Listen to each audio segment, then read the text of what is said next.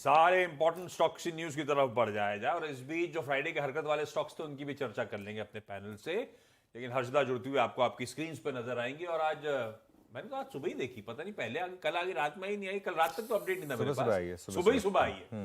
हाँ, तभी टीम में नहीं पहुंची थी, नीरज वाजपेयी ने ले लिया।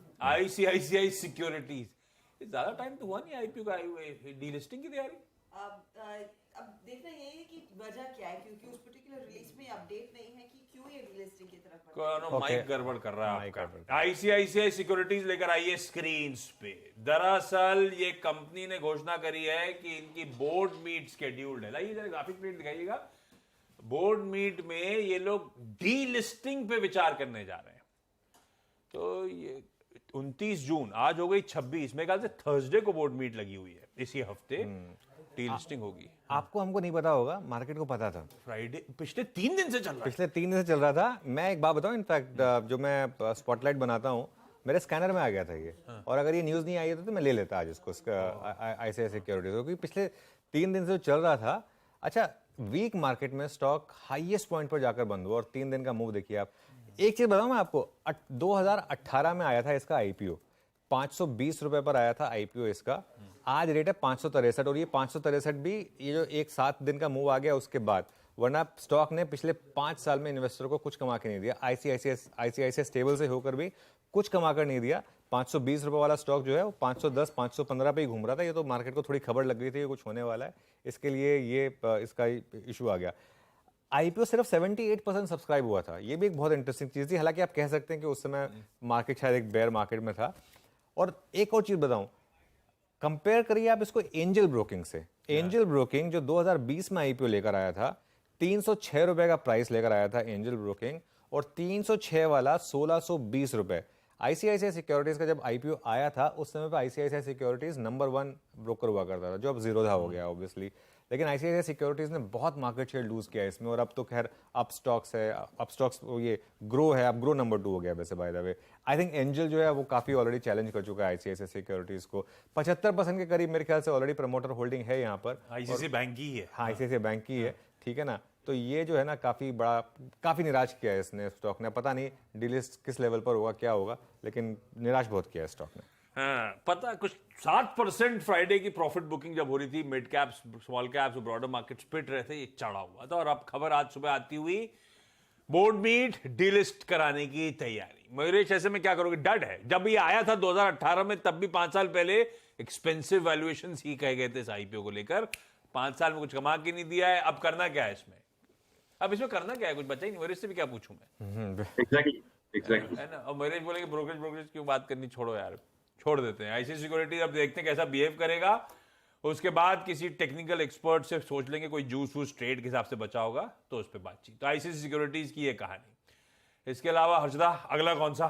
अपोलो टायर्स आशीष, कंसिडरिंग यहाँ पर कुछ इन्वेस्टर्स ने मुलाकात की है कंपनी के मैनेजमेंट के साथ, एक प्लांट विजिट भी हुआ, और उसमें कंपनी ने दरअसल अपनी जो गाइडेंस दी थी FY26 के लिए, उसको लेकर रीटरेट किया है कि वो बेसिकली कह रहे हैं कि इस समय जो करंट रेवेन्यू टारगेट है वो $5 बिलियन के आसपास का रहेगा। FY23 में $3.1 बिलियन कंपनी ने कमा कर दिए थे।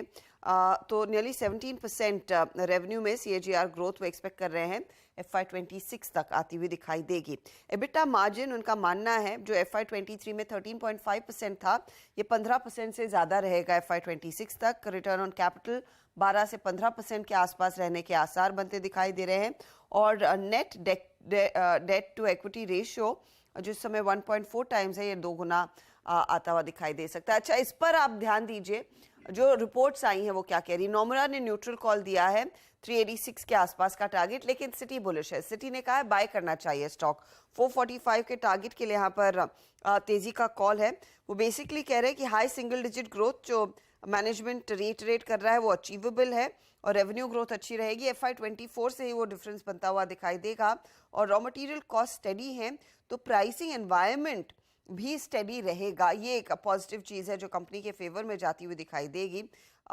नोमुरा जो न्यूट्रल रेटिंग रख रहा है, उनका मानना है कि नियर टर्म जो डिमांड है वो अच्छी है, लेकिन पैसेंजर कार रेडियल बिजनेस में कुछ प्रेशर्स देखने को मिल सकते हैं, इसीलिए वो थोड़ा सा ड्रैग हो सकता है। एक्सपोर्ट्स भी कुछ वीक है, इसीलिए न्यूट्रल का कॉल नोमरा दे रहा है, लेकिन सिटी काफी बुलिश है कमेंट्री को। सचिन चल पड़ा है वैसे अपोलो टायर्स, कितने साल दायरे में फंसा हुआ और अब उस दायरे के बाहर और बहुत बढ़िया मूव्स एंजॉय करे। चार्ट्स पे कैसा प्लेस्ड? सचिन अनम्यूट करना है हमको। वीकली और मंथली स्केल पे तो कोई डाउट नहीं है, एक काफी स्ट्रॉन्ग अप ट्रेंड में रहा है। बट अगर पिछले 13 हफ्तों का डेटा देखे तो कहीं जाकर इसने अपने 5 वीक एक्सपोनेंशियल मूविंग एवरेज से काफी दूरी बनाए रखी है। तो मुझे लग रहा है इमीडिएट बेसिस पे अगर थोड़े से स्लिपेजेस यहाँ पर होते हैं, 400 का जो इंपॉर्टेंट सपोर्ट लेवल है, मुझे लग रहा है वो इमीडिएटली रिविजिट होगा, जहां पर इसका 20 डे एक्सपोनेंशियल मूविंग एवरेज भी प्लेस्ड है। एंड प्लस पिछले 8 दिनों के चाल में वहां पर एक डेली चार्ट पे RSI पे एक नेगेटिव डाइवर्जेंस भी डेवलप हुआ है। तो मुझे लग रहा है थोड़ी सी यहाँ पर मुनाफा वसूली हो सकती है। बट इमीडिएट बेसिस पे अगर आपको सपोर्ट ट्रैक करना है जहां पर थोड़ा सा मुझे लग रहा है लॉन्ग कमिटमेंट लिए जा सकते हैं, वो लगभग लेवल 400 के आसपास ही प्लेस्ड है। तो इमीडिएट बेसिस पे मुझे लग रहा है मोमेंटम चेज नहीं करना चाहिए, थोड़ा सा पेशेंस रखिए, एक अच्छा डिक्लाइन मिलेगा, एक अच्छे हेल्दी अप ट्रेंड में स्टॉक ऑलरेडी वेल प्लेस्ड है। तो डिक्लाइंस पे खरीदारी करने की सलाह होगी, ना ही के मोमेंटम पर। डिक्लाइंस में खरीदारी करें, वैसे तो कोई दिक्कत नहीं है, लेकिन अगर नियर टर्म चार्ट देखें तो लग रहा है थोड़ा सा दबाव आए तभी एंट्री पाना बेहतर होगा। तो अपोलो टायर्स अभी वेट एंड वॉच रख देते फिर आज के सेशन के लिहाज से। हर्षदा, श्री सीमेंट्स वीकेंड में बड़ी चर्चा में रहा ये स्टॉक, क्या अपडेट्स हैं फाइनल? श्री सीमेंट में ओवर द वीकेंड जो खबर आई थी वो यही थी कि इन पर टैक्स चोरी का आरोप लगा था और ये मामला काफ़ी बड़ा है।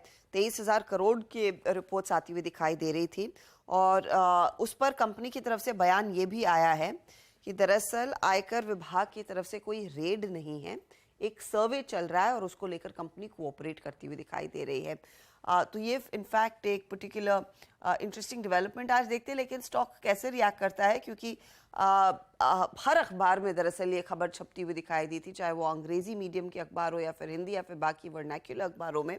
और देखते हैं यहाँ पर कंपनी की सफाई के बाद स्टॉक कैसे रिएक्ट करता है। लेकिन इंटरेस्टिंग रहेगा देखना कि इस पर आगे क्या निकल कर आता है और इनकम टैक्स डिपार्टमेंट की तरफ से भी क्या अपडेट आता हुआ दिखाई दे सकता है। लास्ट अपडेट यही है कि सर्वे चल रहा है और survey still going on Shri cement की तरफ से। रेड नहीं है, सर्वे है। कविता जी, रैमको सीमेंट आपने चुना था, आई एम श्योर बाकी सीमेंट टटोले होंगे। वो जो क्वांटम बार बार हेडलाइन ग्रैब कर रहा है वो बड़ा मैसिव अमाउंट है, पता नहीं क्या सच है, कब आएगा वो अपडेट पता नहीं। लेकिन चार्ट्स पे फ्राइडे को वैसे हमने सारे सीमेंट्स में वैसे ही मुनाफा वसूली आती हुई देखी है। श्री सीमेंट्स कैसा लग रहा है? आशीष जी, तो श्री सीमेंट पूरे हफ्ते आप देखें, इट्स बियरिश एनगल्फिंग फॉर्मेशन। लगातार 5-7 दिन से हम देख रहे हैं इसमें लोअर लो फॉर्मेशन बने और ये अपने 50 डेमा के नीचे जाके क्लोज हुआ है। एक इमीडिएट सपोर्ट जो काउंटर पर है वो है 24,900 के लेवल्स पर। वंस अगर उसे ये तोड़ देता है तो इसमें फर्दर प्रेशर आता हुआ दिख सकता है और काउंटर 23,850 860 पर फिर एक ट्रेंड लाइन सपोर्ट दिखता है, वहां जाते हुए दिख सकता है। सो इमीडिएट सपोर्ट के नीचे ही कोई ट्रेड इनिशिएट करना चाहिए, दैट इज 24,930 के लेवल्स। ठीक है, ये है श्री सीमेंट पे व्यू। बाकी के सारे इंपॉर्टेंट, अच्छा आज एक आईपीओ भी खुलने वाला है। आस्था भी अब आपको इस पैनल में जुड़ती हुई नजर आएंगे। आस्था से जानेंगे उस आईपीओ में करना क्या है, सब्सक्राइब करें या जाने दें। आइडिया फोर्स, उस पर बातचीत कुछ देर बाद, लेकिन पहले हर्षदा से बाकी के सारे इंपॉर्टेंट स्टॉक्स से न्यूज़। हर्षदा, कौन कौन से? HDFC लाइफ इंश्योरेंस के लिए भी एक अपडेट है। दरअसल कंपनी के हाथ एक GST डिमांड नोटिस लगी है 942 करोड़ की। ये FY 2017 से 22 के बीच का दरअसल मामला है और कंपनी दरअसल 250 करोड़ डिपॉजिट कर चुकी है, लेकिन ये इसको लेकर प्रोटेस्ट करने वाले हैं। इनपुट टैक्स क्रेडिट का मामला यहाँ पर आता हुआ दिखाई दिया है, जहाँ पर कंपनी की पर आरोप है कि इन्होंने टाइमली पेमेंट्स नहीं किए और इनको 942 करोड़ की नोटिस मिली है। शिल्पा मेडिकेयर कंपनी ने दरअसल राइट्स इशू को लेकर अप्रूवल दे दिया है, बोर्ड ने 325 करोड़ रेस करती हुई दिखाई देगी। साथ ही साथ शिल्पा थेरेप्यूटिक्स करके इनकी एक सब्सिडरी थी जो कंपनी में मर्ज होती हुई दिखाई देगी। ये basically orally dispersible films company बनाती है। इनकी बैंगलोर में एक मैन्युफैक्चरिंग फैसिलिटी है। अब यहाँ पर ट्रांसडर्मल पैचेस और ODFs जो जिसे हम ओरली डिस्पर्सिबल फिल्म्स कहते हैं, ये कंपनी बनाती हुई दिखाई देगी और मर्जर ग्रोथ को एड करता हुआ दिखाई देगा, कॉस्ट में कमी आती हुई दिखाई देगी, ये कंपनी की तरफ से बयान आया। डिफेंस कंपनियों में हमने हम सब जानते हैं, जब पीएम अमेरिका पहुंचे थे, कई सारी मैटर्स पर बातचीत हुई है। एक और डेवलपमेंट वहां से निकल कर आई है कि यूएस नौसेना ने एल&टी शिपयार्ड के साथ क्लियरली एक MSRA यानी कि मास्टरशिप रिपेयर अग्रीमेंट साइन किया है। तो वो एक पॉजिटिव। मजगांव डॉक और गोवा शिपयार्ड के साथ भी कुछ अग्रीमेंट्स फाइनलाइज होती हुई दिखाई दे रही हैं कि यूएस नेवी की शिप्स जो मिड वॉयज रहती है, अगर ज़रूरत पड़े तो इन पर्टिकुलर शिपयार्ड्स में आकर उनकी मरम्मत कराई जाए। तो वो स्टॉक्स आप रेडार पर रखेंगे। REC 3045 करोड़ का फाइनेंशियल एड देने वाला है बैंगलोर की मेट्रो रेल कॉरपोरेशन को। ये फेज 2 ऑफ मेट्रो प्रोजेक्ट जो शुरू होने वाला है उसके लिए दरअसल पूंजी देते हुए दिखाई देंगे। RVNL के लिए भी एक अपडेट है, लेकिन महाराष्ट्र मेट्रो रेल कॉरपोरेशन की तरफ से अपडेट आता हुआ L1 घोषित किया गया है इनको एक पर्टिकुलर सौदे के लिए। यहाँ पर 395 करोड़ का दरअसल वो सौदा है जो इनको कंप्लीट करना है। गोदरेज प्रॉपर्टीज गुड़गांव में इन्होंने 15 एकड़ जमीन खरीदी है और ये लार्जली लग्जरी रेसिडेंशियल प्रोजेक्ट यहाँ पर बनते हुए दिखाई देंगे, तो वो स्टॉक आप रेडार पर रखेंगे। जाइडस लाइफ जिसका जिक्र कर भी रहे थे, तो जाइडस में अपडेट ये है, इन्होंने 6.5% हिस्सा माई लैब्स नाम की कंपनी में खरीदा है। 106 करोड़ में दरअसल ये हिस्सा खरीदा है। अब माई लैब्स की खासियत क्या है? डायग्नोस्टिक कारोबार में है। कोविड के दौरान दरअसल माई लैब्स वो होम किट्स बना रही थी, होम डिटेक्शन किट्स बना रही थी, और इस पर्टिकुलर सौदे के साथ बेसिकली माई लैब्स जाइडस को हेल्प करेगा डायग्नोस्टिक स्पेस में और अपनी पकड़ को मजबूत करने के लिए इन clinic solutions, point of care testing devices बनाने में मदद करने वाला है। तो ये दोनों दरअसल कंपनियां साथ में काम करती हुई दिखाई देंगी। इप्का लैब्स के लिए एक नेगेटिव डेवलपमेंट है। यूएस FDA ने फॉर्म 483 इशू किया है 8 ऑब्जर्वेशंस के साथ। पीथमपुर प्लांट की जो इंस्पेक्शन हुआ था 15 से 23 जून के बीच, उसके बाद दरअसल ये ऑब्जर्वेशन सामने आए हैं। कुछ बोर्ड बैठकें जो होने वाली है 29 को, एक तो ICICI सिक्योरिटीज की बोर्ड बैठक तो होगी ही जिसकी हम चर्चा कर रहे थे, लेकिन AU small finance bank fund raise पर विचार करने वाला है 29 को। शाले होटल्स की बोर्ड बैठक 3 जुलाई को होने वाली है और ये इंटरेस्टिंग डेवलपमेंट है। बेसिकली कंपनी फंड रेजिंग पर विचार करेगी, अपने दरअसल हाई कॉस्ट डेट को ये रीफाइनेंस करना चाहते हैं, साथ ही साथ एक प्रोमोटर्स के जरिए भी कुछ फंड्स जुटाने की तैयारी है, तो वो स्टॉक भी आज रेडार पर रहेगा। रखिए इन तमाम स्टॉक्स को अपने रडार पे। ये हैं आज के बाकी के स्टॉक्स इन न्यूज। मानस, लेकिन एक सवाल, वो HAL मेरे ख्याल से लगातार 4 दिन लाल बार्स बनते हुए वो पीक कर गया, उसके बाद मुनाफा वसूली का दबाव, कहीं थमेगा कि नहीं थमेगा? फ्राइडे को भी 3.3% कमजोर था। बिल्कुल, देखिए रिवर्सल के साइन तो डेफिनेटली दिख रहे हैं चार्ट पे और पिछले 2-3 दिनों से दिख रहे हैं।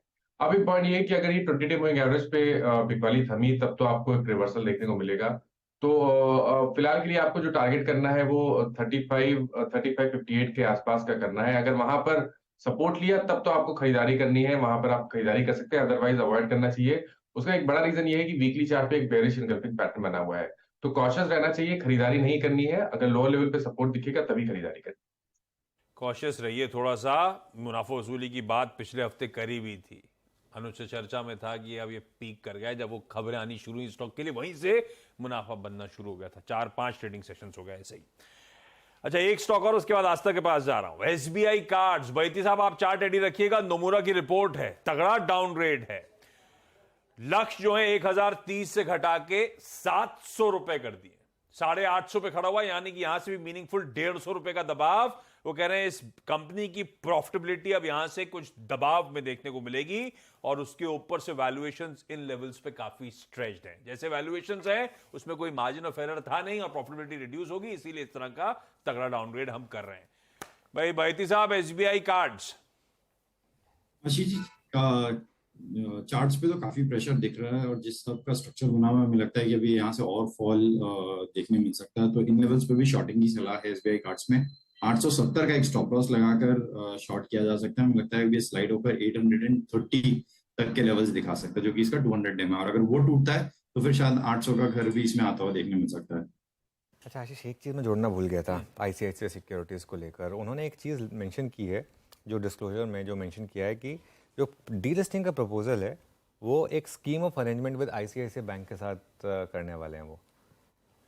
इसका मतलब क्या हो रहा है? इसका मतलब ये हो रहा है कि जो डीलिस्टिंग का जो प्राइस अगर आप उम्मीद कर रहे हैं कि 800-900 रुपये कुछ ऐसे डीलिस्टिंग प्राइस आ जाएगा, शायद वो ना आए, शायद शेयर स्वैप के थ्रू हो ये मतलब जो है ना आईसीआईसीआई बैंक के शेयर्स आपको वापस उसमें जाके मिल जाएगी कि आपको आईसीआईसीआई बैंक के शेयर्स मिल जाएंगे। अगर ऐसा हुआ तो फिर वो जूस नहीं बचेगा उस ट्रेड में कुछ, अगर आप उसको चेस कर रहे हैं। और मुझे लग रहा है जिन्होंने फ्राइडे को लिया है उनके लिए भी एक थोड़ा सा एक इंटरेस्टिंग फैक्टर हो सकता है। खैर बहरहाल ये वैसे लास्ट ट्रेड में सब कूद रहे थे। हाँ, मुझे लग रहा है वैसे इसमें ये जो है ना ये मामला थोड़ा सा अभी लोग थोड़ा इस पर आवाज़ उठाएंगे कि भाई इतने सालों की आपने अंडर परफॉर्मेंस की है, ऐसे कैसे आप डिलीट कर रहे हैं।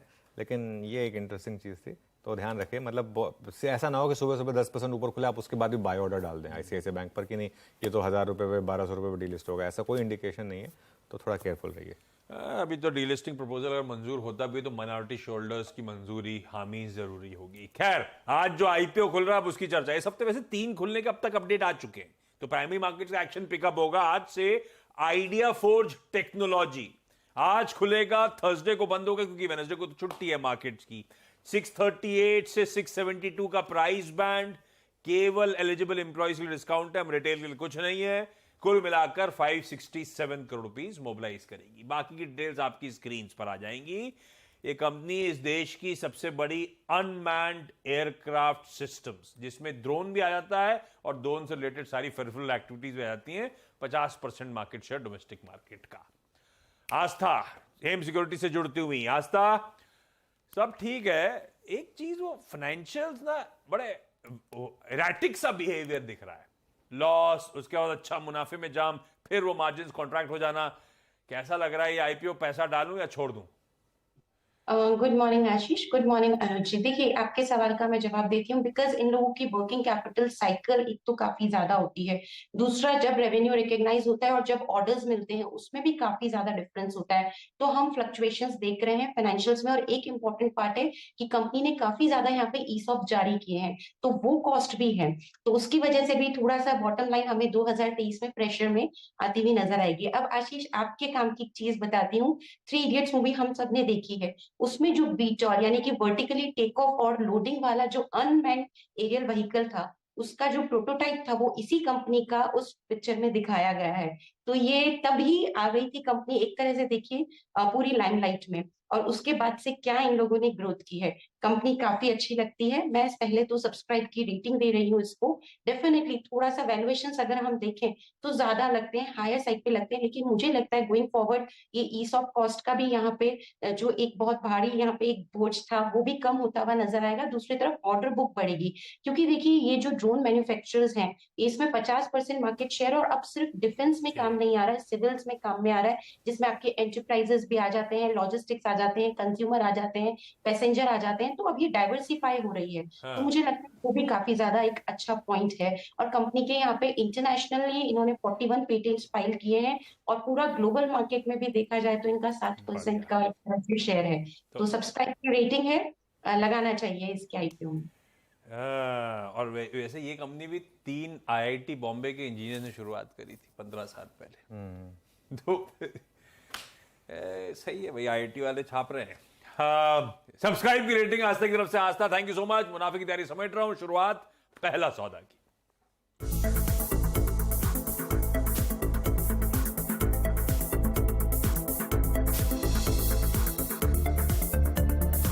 ये है पहला सौदा, सीएनबीसी आवाज मोतीलाल ओसवाल स्टूडियो से लाइव।